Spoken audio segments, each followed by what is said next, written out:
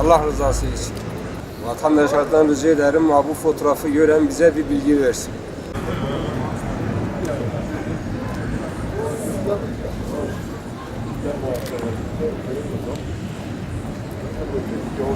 O benim babamdır.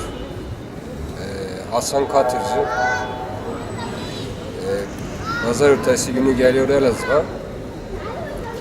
Elazığ'dan dönüyor köye gidiyor. Konakalmaz köyüne. Konakalmaz köyünde yeniyor. Palo minibüsleri yendiriyor caminin önünde. Caminin önünden dersinler yer yarılıyor. Yerin içine giriyor.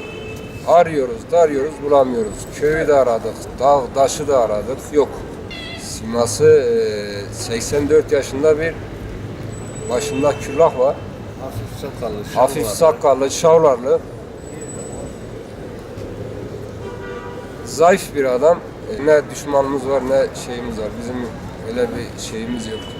Görenler için bize bir haber versen. Sağlığını ya ölüşünü bize bir bilgi verseler güzel olur. Yani gece gündüz uyumuyoruz. Kovancılar, Palo, Karakocan, Tunceli, Elazığ, Allah için bir haber versinler bize.